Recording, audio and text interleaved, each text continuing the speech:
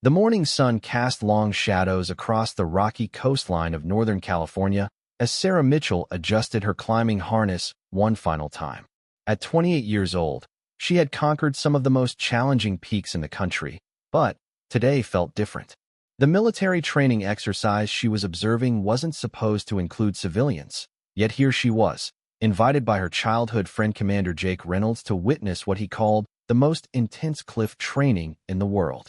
Sarah worked as a freelance adventure photographer, documenting extreme sports and military operations for various magazines. Her camera equipment hung securely from her vest as she watched the Navy SEALs prepare for their vertical assault training. The cliff face before them rose nearly 300 feet straight up from the churning Pacific Ocean below, its surface scarred with jagged rocks and narrow ledges. "You sure about this position?" Jake asked, checking the safety rope anchored to a sturdy oak tree about 50 feet back from the cliff edge. "These guys move fast, and when they're in training mode, they don't always notice civilians in their path." Sarah waved off his concern with a confident smile. "I've photographed base jumpers in Norway and free climbers in Yosemite. I think I can handle watching some sailors climb a rock wall." What Sarah didn't know was that 3 of the men in naval uniforms weren't actually part of the training exercise.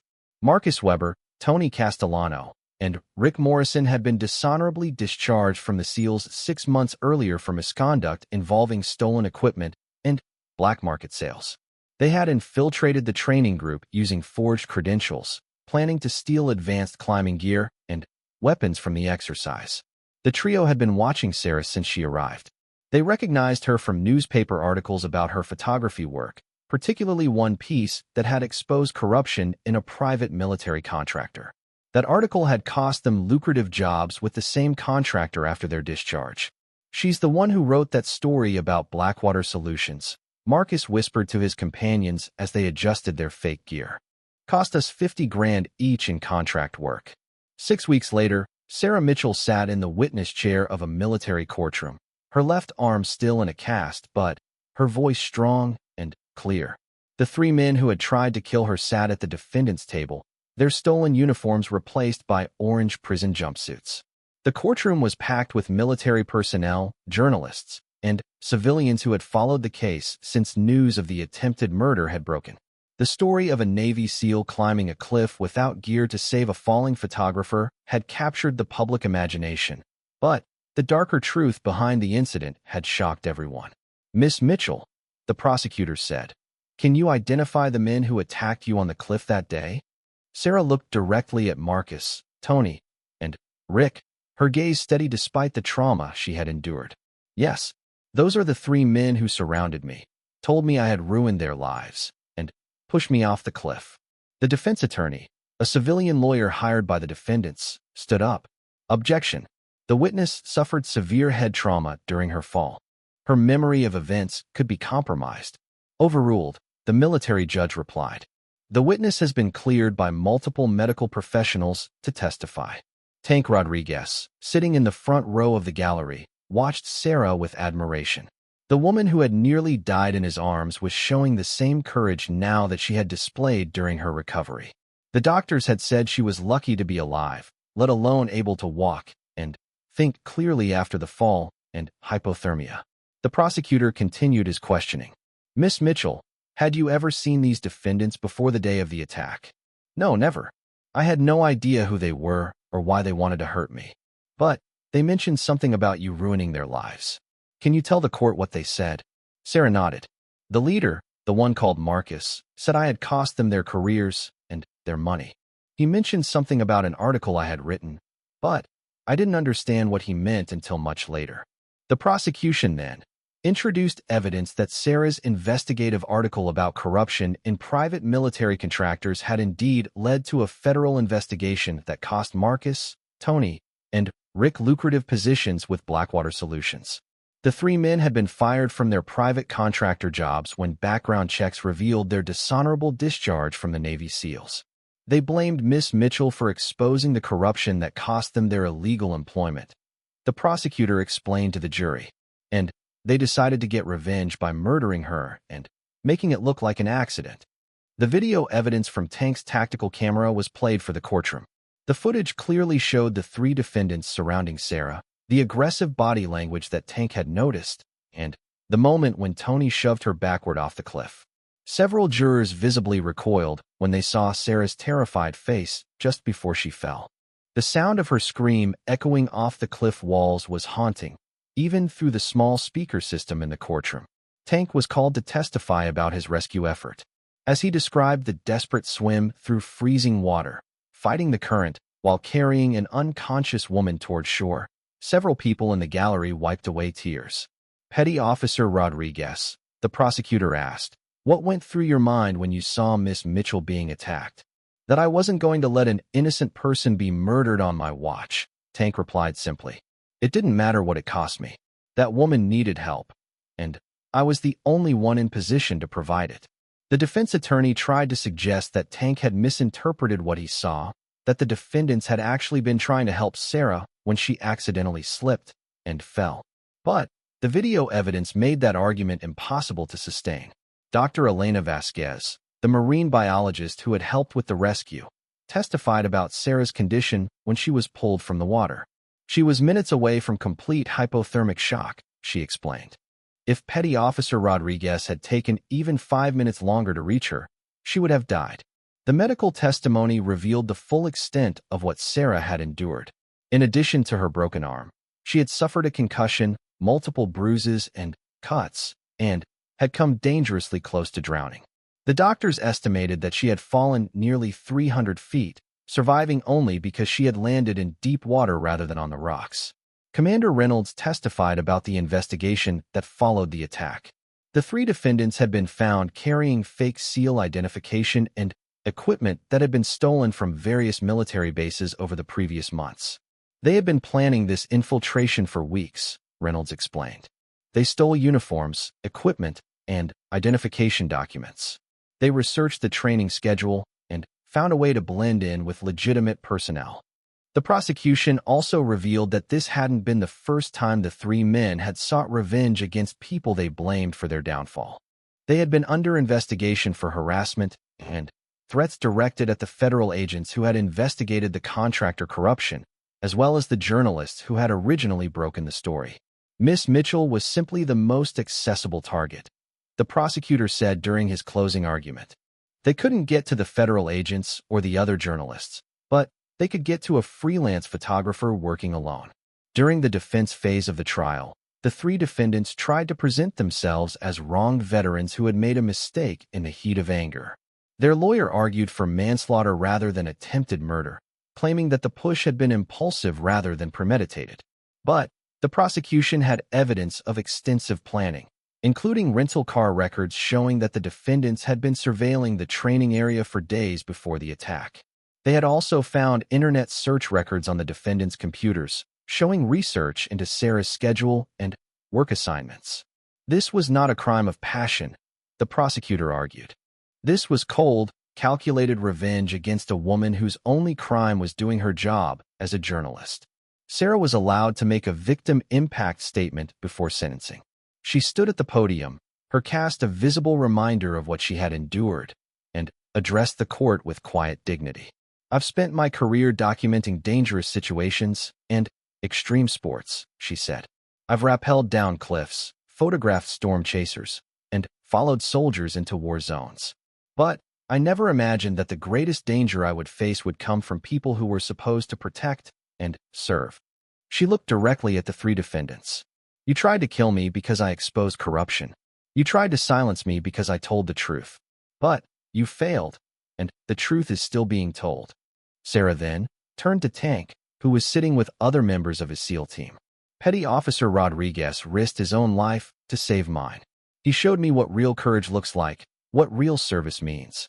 He reminded me that for every person who chooses to do evil, there are others who choose to do good, no matter what it costs them." Tank's face reddened with embarrassment at the public praise, but his teammates could see the emotion in his eyes. The rescue had changed him, just as it had changed Sarah. The jury deliberated for less than 2 hours before returning guilty verdicts on all charges. Marcus, Tony, and Rick were convicted of attempted murder, conspiracy, assault, impersonating military personnel, theft of government property, and multiple other felonies. During sentencing, the military judge was unforgiving in his condemnation. "You three men have dishonored every principle that the United States military stands for. You attempted to murder an innocent woman whose only crime was doing her job with integrity and courage." Marcus received 25 years in prison. Tony and Rick each received 20 years. All three would serve their time in federal penitentiaries, with no possibility of parole before serving at least 15 years. As the sentences were read, Sarah felt a mixture of relief and sadness. Justice had been served, but she knew that the trauma of what had happened would stay with her forever. The nightmares about falling, the panic attacks when she got too close to high places, the constant awareness that someone had tried to end her life. Those scars would take much longer to heal than her broken arm. After the trial, Tank approached Sarah outside the courthouse. The media was clamoring for interviews, but both of them had agreed to speak together rather than separately. "How are you holding up?" Tank asked, noticing that Sarah still looked pale and tired despite her strong testimony. "Better than I expected," Sarah replied honestly. "The physical therapy is helping with my arm, and the counseling is helping with everything else. But I wanted to ask you something." "What's that?" Sarah smiled for the first time in weeks. "I'm working on a book about what happened. About corruption in private military contractors, about the investigation that followed my original article, and about what those three men tried to do to me. But mostly, it's about what you did." Tank looked uncomfortable. "I don't need a book written about me. I just did what anyone would have done." "No," Sarah said firmly. "You did what only someone with incredible courage and skill could have done. You climbed down a cliff without safety equipment, dove into freezing water, and saved my life. Most people would have waited for the Coast Guard." Tank was quiet for a moment, thinking about the choices he had made that day. "I saw someone in trouble, and I was in a position to help. That's all there was to it." Sarah studied his face, seeing the humility that made him uncomfortable with praise. "The book isn't just about the rescue. It's about what happened after. About how the truth came out because one person was willing to stand up and say what he saw. About how justice was served because someone cared enough to make sure the real story was told." The media interview went well, with both Tank and Sarah emphasizing the importance of accountability in private military contracting and the need for better oversight of personnel security. Sarah's original article had led to significant reforms in the industry, and the trial had highlighted the dangers of allowing disgraced military personnel to continue working in security roles. 6 months later, Sarah published her book, titled The Abyss and Back, a story of courage in the face of corruption. It became a bestseller, with proceeds going to organizations that supported veterans' mental health and assisted victims of violent crime. Tank remained with the SEALs, eventually being promoted to Chief Petty Officer in recognition of his exemplary service. He never spoke publicly about the rescue again, preferring to let his actions speak for themselves. But privately, Tank and Sarah maintained a friendship that had been forged in the most extreme circumstances possible. They exchanged emails regularly, with Sarah updating Tank on her recovery and her continued investigative work, and Tank sharing stories from his ongoing military service. 2 years after the trial, Sarah returned to the cliff where she had nearly died. She came alone, carrying her camera and wearing rock climbing gear that Tank had helped her select. The physical therapy had restored full use of her arm, and the counseling had helped her work through most of the psychological trauma. Standing at the edge of the cliff, looking down at the churning water far below, Sarah felt a complex mixture of emotions. Fear was still there, but it was manageable now. More importantly, she felt a deep sense of gratitude for the second chance she had been given. She took several photographs of the cliff face and the ocean, capturing the beauty of a place that had almost been the site of her death. Then, she sat down and wrote in the journal she had been keeping since the attack. "I came back today to prove to myself that I could," she wrote. "The abyss tried to claim me, but it failed. The men who threw me into darkness thought they could silence the truth, but they were wrong. Evil exists in this world, but so does good. And sometimes, when everything seems lost, good can scale cliffs without gear and pull you back from the edge." As the sun set over the Pacific Ocean, painting the sky in brilliant oranges and purples, Sarah packed up her equipment and headed back to her car. She had a story to write, photographs to develop, and a life to live. The abyss had not claimed her, and it never would. Behind her, the cliff stood tall and imposing against the evening sky, a silent witness to the day when 3 men had tried to commit murder, and 1 man had risked everything to prevent it. The ocean continued its eternal rhythm, washing away the immediate traces of human drama while the larger truths endured. Sarah Mitchell had been thrown into the abyss, but she had learned that seals really could scale cliffs without gear. More importantly, she had learned that in the darkest moments, when evil seemed to have the upper hand, there were still people willing to dive into dangerous waters to save a stranger's life. That knowledge would sustain her for the rest of her life, a light that no amount of darkness could extinguish. Tony, the largest of the 3, cracked his knuckles menacingly. Maybe it's time she learned what happens to people who mess with the wrong crowd. The legitimate SEAL team was preparing for a complex rescue simulation. The scenario involved climbing the cliff face without traditional climbing equipment, using only basic tools, and teamwork to reach the top, where a hostage waited. It was an exercise designed to test their ability to adapt when standard equipment failed or was unavailable. Sarah positioned herself near the cliff edge, her camera ready to capture the dramatic ascent. The morning light was perfect, creating stark contrasts between the dark rock face and the brilliant blue sky. She had already taken several establishing shots when she noticed the 3 SEALs approaching her position. "Ma'am, you need to move back," Marcus said, his voice carrying an edge of authority. Safety protocols require all observers to maintain a 100-foot distance from the cliff edge. Sarah looked around, confused. Jake had specifically told her this position was approved, and she could see other observers much closer to various training areas. Commander Reynolds said this spot was cleared. "I have permission to document the exercise from here." "Plans changed," Rick said, stepping closer. His eyes held a coldness that made Sarah instinctively step backward. New safety directive just came through. Something felt wrong. Sarah's years of documenting dangerous situations had given her a keen sense for reading people, and these 3 men radiated a menace that didn't fit with the professional atmosphere of the training exercise. She noticed their gear looked different from the other SEALs, older and mismatched. "Let me just check with Commander Reynolds," Sarah said, reaching for the radio Jake had given her. "No need for that," Tony said, moving to block her path away from the cliff. "We'll escort you to the new observation area." Sarah's heart began to race as she realized she was being surrounded. The nearest legitimate personnel were at least 200 yards away, focused on their own preparations. The sound of helicopters overhead and shouted training commands would mask any calls for help. "Look, I don't want any trouble," Sarah said, trying to keep her voice steady. "I'll move wherever you want me to go." Marcus smiled, but there was no warmth in it. "Too late for that. You should have thought about consequences before you decided to play investigative journalist." The attack came without warning.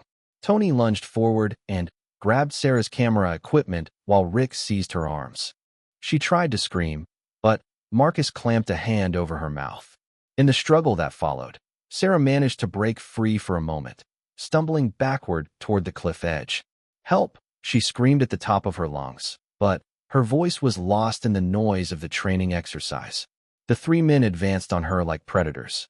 Sarah realized with growing horror that they intended to kill her and make it look like an accident. Her mind raced as she backed further toward the edge, feeling loose rocks crumble under her boots. "Please," she gasped. "I don't know what this is about, but we can work it out." "You ruined our lives," Marcus snarled. "Cost us our careers, our money, everything. Now you're going to pay." Sarah's heel caught on a loose stone at the very edge of the cliff. She windmilled her arms, trying to regain her balance, but Tony stepped forward and shoved her hard in the chest. The world tilted sickeningly as she fell backward into empty space, her scream echoing off the rock walls as she plummeted toward the churning waters below. The 3 men watched her fall, already rehearsing their story about the tragic accident. They would report that the civilian photographer had ignored safety warnings and ventured too close to an unstable section of cliff. In their version, they had tried to warn her, but she had fallen before they could reach her. What they didn't know was that their attack had been witnessed. Petty Officer First Class Michael Tank Rodriguez had been conducting a preliminary reconnaissance of the cliff face when he saw the confrontation unfold. Tank was a 12-year veteran of the SEALs, a man who had earned his nickname by being built like a bulldozer and having the determination to match.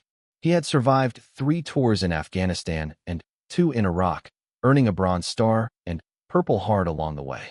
From his position on a narrow ledge about 40 feet down the cliff face, Tank had a clear view of the area where Sarah had been positioned. He had been studying the rock formation, looking for the best route for his team to take during the exercise, when he noticed the 3 unfamiliar SEALs approaching the photographer.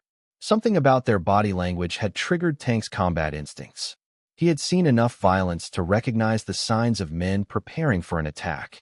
When he saw them surround the woman, he immediately began climbing back up to help, but he was too far away to prevent what happened next. Tank watched in horror as Sarah was pushed over the edge. His training kicked in immediately, and instead of trying to reach the top to confront the attackers, he began moving laterally across the cliff face, following the path of Sarah's fall. His years of experience had taught him that in a situation like this, saving the victim took priority over pursuing the perpetrators. The cliff face was nearly vertical, but Tank navigated it with the skill of a man who had spent countless hours practicing exactly this type of movement. He used tiny cracks and protrusions as handholds, his powerful fingers finding purchase on surfaces that looked completely smooth from a distance. As he moved, Tank was calculating angles and trajectories in his head. He had seen where Sarah hit the water and approximately how far out from the base of the cliff she had landed. The current was strong, which meant she would be swept toward a series of jagged rocks about a quarter-mile down the coast. Tank's radio crackled to life. "Rodriguez, what's your position? We're ready to begin the exercise." Negative on the exercise, Tank responded, still climbing rapidly. "We have a civilian in the water." Repeat, civilian in the water. Requesting immediate search and rescue. "What's your status, Rodriguez? Can you provide assistance?"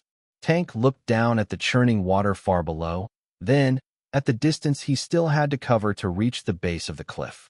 In full gear, carrying his weapons and equipment, there was no way he could make it down in time to help. But Tank had trained for situations exactly like this. "I'm going in," he said into his radio, then switched it off before anyone could order him to wait for backup. Tank began stripping off his equipment, dropping everything except his knife and a small emergency medical kit. His teammates would think he was crazy, abandoning thousands of dollars worth of gear, but Tank had seen too many good people die while others waited for the proper response. The climb down normally would have taken 20 minutes with full safety equipment. Tank made it in under 5 minutes, using controlled falls and desperate leaps between handholds that would have been impossible for anyone without his level of training and experience. When he reached a ledge about 30 feet above the water, Tank didn't hesitate. He dove cleanly into the Pacific, his powerful stroke immediately fighting against the current as he swam toward where he had seen Sarah hit the water. The water was shockingly cold, even through his wetsuit. Tank's lungs burned as he pushed himself harder than he had in years, knowing that every second counted. Hypothermia would set in quickly in water this temperature, especially for someone who wasn't prepared for it. Tank spotted Sarah about 200 yards from shore, floating face down and motionless. She had somehow survived the fall, but she was unconscious and being carried rapidly toward the rocks by the current. Tank could see blood in the water around her, though he couldn't tell how badly she was injured. He reached her just as a large wave was about to smash her against the first of the jagged rocks. Tank grabbed Sarah around the chest and kicked hard, using his body to shield her from the impact as they were both driven against the stone. The rock tore through his wetsuit and gouged his shoulder, but he held on, fighting the current that wanted to drag them both under. Tank treaded water with one arm while holding Sarah with the other, checking for signs of life. She was breathing, barely, and he could feel a weak pulse at her neck. Her left arm hung at an unnatural angle, clearly broken, and there was a deep gash across her forehead from where she had struck something during the fall. The nearest safe landing spot was a small beach about half a mile away, around a rocky point. Tank began swimming toward it, towing Sarah behind him, fighting exhaustion and the growing numbness in his limbs from the cold water. Above them on the cliff, Marcus, Tony, and Rick watched the rescue attempt with growing alarm. They had expected the photographer to disappear beneath the waves, her death written off as a tragic accident. Instead, one of the real SEALs had witnessed everything and was now fighting to save her life. "We need to get out of here," Rick said, his voice tight with panic. "If she survives, she'll be able to identify us." Tank's lungs felt like they were on fire as he continued his desperate swim toward the distant beach. Sarah had been unconscious for nearly 10 minutes now, and he could feel her body growing colder against his arm. The current seemed determined to sweep them both out to sea, and every few strokes brought another wave crashing over their heads. The beach he was aiming for was still 300 yards away, but Tank's military training had taught him to break impossible tasks into manageable pieces. Right now, his only goal was the next stroke, then the one after that. Everything else was just noise. Sarah suddenly convulsed in his arms, coughing up seawater. Her eyes fluttered open, unfocused and filled with pain and confusion. "Stay calm," Tank said, his voice steady despite his own exhaustion. "I've got you. You're going to be okay." "Can't breathe," Sarah gasped, her words barely audible over the sound of the waves. "My arm." Tank could see that her broken arm was causing her enormous pain, but there was nothing he could do about it while they were still in the water. "I know it hurts. Just focus on staying conscious. We're almost ashore." Sarah's eyes suddenly widened with memory and fear. "They pushed me. 3 men. They said I ruined their lives." "I saw it happen," Tank replied grimly. "Just concentrate on breathing right now. We'll deal with them later." Above them on the cliff, the search and rescue operation was beginning. Commander Reynolds had received Tank's radio call and immediately mobilized a full response team. Helicopters were being prepared, and a Coast Guard cutter was racing toward their position from the nearest port. But Marcus, Tony, and Rick knew that every minute Sarah remained alive increased the chance that their crime would be exposed. They had managed to convince the other SEALs that they had tried to help the photographer, claiming they had seen her slip and fall while attempting to get a better camera angle. "We should volunteer for the search effort," Marcus suggested quietly to his companions. "Make it look like we're trying to help." Tony shook his head. "Too risky. If she's still alive and sees us, she'll start screaming about what really happened." Rick was watching the water through binoculars, trying to spot Tank and Sarah among the waves. "There," he said, pointing toward a section of ocean about halfway to the beach. "I can see them." The SEAL is still swimming, but it doesn't look like he's making much progress. The 3 men exchanged glances. They all understood what wasn't being said. If Tank and Sarah didn't make it to shore, their problems would be solved. All they had to do was wait and hope the ocean finished what they had started. In the water, Tank was beginning to feel the effects of extreme fatigue. His powerful strokes were becoming shorter and less effective, and the cold was making his muscles cramp. Sarah was drifting in and out of consciousness, sometimes trying to help by kicking weakly, other times becoming dead weight in his arms. Tank's mind wandered back to a mission in Afghanistan where he had carried a wounded teammate 6 miles through enemy territory. His drill instructor's voice echoed in his memory. "The body will quit 1,000 times before the mind does. Pain is just weakness leaving the body." "Easy for you to say," Tank muttered to himself. Then, focused on his breathing and stroke technique. He had to conserve energy while still making progress toward shore. A large wave lifted them both high above the surrounding water, and for a moment Tank could see the beach clearly. It looked closer now, maybe 200 yards. More importantly, he could see a figure standing on the sand, waving frantically. Someone had spotted them. "Hold on," Tank told Sarah, who was shivering uncontrollably now. "Someone's coming to help." The figure on the beach was Dr. Elena Vasquez, a marine biologist who had been collecting water samples when she noticed the commotion on the cliff above.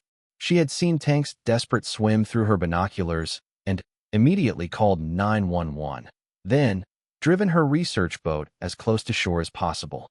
Elena waded into the surf, fighting against the waves as she moved toward Tank and Sarah. She was a strong swimmer herself, having spent most of her adult life working in and around the ocean, but she could see that both people in the water were near the end of their endurance. Over here, she called out, her voice carrying across the water. I've got a boat. Tank adjusted his course slightly, aiming for where Elena was positioning herself. The marine biologist had excellent timing, reaching the deeper water just as Tank's strength was finally beginning to fail. I'll take her, Elena said, immediately understanding the situation. She helped support Sarah's weight while Tank focused on swimming the final 50 yards to shore. Together, they managed to drag Sarah onto the beach, where Elena immediately began checking her vital signs. Sarah's lips were blue from cold, and her breathing was shallow and rapid. The gash on her forehead had stopped bleeding, but her broken arm was swelling badly. We need to get her warm and get medical attention, Elena said, already pulling emergency blankets from her research kit. She's going into shock. Tank collapsed onto the sand beside them, his chest heaving as he fought to catch his breath. His shoulder was bleeding freely from where he had struck the rocks, and his hands were cut and scraped from the cliff climbing. But his injuries were minor compared to Sarah's. Medical team is on the way, Tank gasped. Coast Guard should be here in 10 minutes. Sarah's eyes focused on Tank's face with obvious effort. Thank you, she whispered. You saved my life. Just doing my job, Tank replied. But Elena could see the emotion in his eyes. This rescue had cost him everything he had to give. The sound of helicopter rotors grew louder, and soon a Coast Guard rescue chopper was hovering over the beach. Paramedics rappelled down and immediately began working on Sarah, starting in 4 and immobilizing her arm while checking for internal injuries. Possible concussion, definite fracture of the left radius, and ulna, multiple contusions, the lead paramedic reported into his radio. Patient is conscious but showing signs of hypothermia. We need immediate transport to trauma center. As Sarah was being loaded onto a rescue stretcher, she grabbed Tank's hand. The men who did this, they're still up there. They're pretending to be SEALs, but something was wrong with their equipment. Tank nodded grimly. I'll make sure Commander Reynolds knows. Don't worry about them right now. Just focus on getting better. The helicopter lifted off, carrying Sarah toward the nearest hospital. Tank watched it disappear over the hills, then turned to Elena, who was packing up her equipment. Thank you for your help, he said. I don't think I could have gotten her to shore without you. Elena studied his face, seeing something in his expression that went beyond simple gratitude. You didn't just save that woman's life by accident, did you? You saw what happened up there. Tank's jaw tightened. I saw 3 men murder an innocent person. Or try to. They made a mistake, though. What's that? They assumed she would die quietly. Tank's voice carried a cold promise that made Elena take a step back. They don't know SEALs very well. Back on the cliff, the search and rescue operation was winding down. The official story, as reported by Marcus, Tony, and Rick, was that the photographer had been warned about unstable ground near the cliff edge but had ignored the warning in her eagerness to get better photos. She had slipped and fallen before anyone could reach her. Commander Reynolds was suspicious, though. He had known Tank Rodriguez for 8 years, and the man didn't panic or exaggerate. Tank's radio call had been specific, civilian in the water, not civilian fell. That suggested Tank had seen the incident happen, not just discovered it afterward. Where exactly were you when this occurred? Reynolds asked the 3 men who claimed to have witnessed the accident. Marcus pointed to a spot about 30 feet from the cliff edge. We were conducting equipment checks when we noticed the photographer getting too close to the edge. We tried to warn her, but she either didn't hear us or ignored the warning. And you didn't think to physically stop her? Tony stepped forward. Sir, we didn't want to startle her. When someone's that close to a cliff edge, sudden movement can cause them to lose their balance. We thought calling out would be enough. Reynolds made notes on his clipboard, but his expression remained skeptical. I'll need full written reports from all 3 of you by 1800 hours. Include exact times, positions, and dialogue. The 3 men agreed readily, confident in their ability to maintain their story. What they didn't know was that Reynolds had already radioed Tank for his version of events, and the stories didn't match. Tank had reported seeing 3 unidentified personnel approach the photographer in what appeared to be an aggressive manner. He had observed them surrounding her just before she fell, and their body language had suggested an attack rather than a rescue attempt. Sir, Tank had said over the radio from the beach. I recommend you detain those 3 men until we can get a positive ID. Something about this whole situation smells wrong. Reynolds was now faced with a choice. He could accept the explanation of 3 SEALs with proper credentials, or he could trust the instincts of a man who had never lied to him in 8 years of service. The decision was easier than it should have been. "Gentlemen," Reynolds said to the 3 suspects, "I'm going to need you to remain available for further questioning. Please report to the command tent and wait there." Marcus felt a chill that had nothing to do with the ocean breeze. "Sir, is there some problem with our statements?" "Just routine follow-up," Reynolds replied smoothly. "We want to make sure we have all the facts for the incident report." As the 3 men walked toward the command tent, Tony whispered urgently, "This is going wrong. That SEAL who went in the water must have seen something." "Calm down," Marcus hissed back. "It's our word against his. 3 witnesses versus 1. We stick to the story." But Rick was already thinking ahead to their exit strategy. "We need to get out of here. If that photographer survives and identifies us, we're finished." "She won't identify us," Marcus said with confidence he didn't feel. "She was unconscious when she hit the water. Brain trauma, hypothermia, shock. Even if she lives, her memory of what happened will be scrambled." Meanwhile, Tank was climbing back up the cliff face to rejoin his unit. The rescue had taken nearly an hour, and he was exhausted, but his anger was providing him with a fresh surge of energy. Someone had tried to commit murder in front of him, and he wasn't going to let them get away with it. As Tank reached the top of the cliff, he could see the 3 suspects standing near the command tent, talking quietly among themselves. Something about their posture and the way they kept glancing around suggested they were preparing to run. Tank approached Commander Reynolds, who was coordinating with the Coast Guard and local police. "Sir, those 3 men, have you verified their identities?" Reynolds looked up from his radio. "Working on it. Their paperwork looks legitimate, but something feels off about their gear. It's older than standard issue, and some of the serial numbers have been filed off." "That's because they're not real SEALs," Tank said flatly. "I've been watching them since I got back up here. They're planning to bolt." As if summoned by Tank's words, the 3 suspects suddenly broke away from the command tent and began walking rapidly toward the parking area. Their casual pretense was gone now, replaced by the urgent movement of men who knew their time was running out. "Stop!" Reynolds shouted, but the 3 men immediately broke into a run. Tank was already moving, his fatigue forgotten as he sprinted after the fleeing suspects. Behind him, other SEALs joined the pursuit, but Tank had a head start and the motivation of someone who had just risked his life to save their victim. The chase led through the rough terrain surrounding the training area, over rocks, and through thick brush that slowed everyone down. Marcus, Tony, and Rick had a small lead, but they were carrying heavy gear and weren't in the same physical condition as the men pursuing them. Tank caught up with Rick first, tackling him just as he was trying to climb over a fence that marked the boundary of the training area. The 2 men went down hard, with Rick trying to fight back and Tank using his superior training to quickly subdue him. "You made a mistake," Tank growled as he zip-tied Rick's hands behind his back. "You should have made sure I wasn't watching when you tried to murder that woman." The other 2 suspects were captured within minutes, surrounded by SEALs who were now fully aware of what had happened. As they were being restrained, Marcus made one last attempt to maintain their cover story. "This is a mistake," he protested. "We're SEALs, just like you. We were trying to help that photographer." Tank stepped close to Marcus, his voice deadly quiet.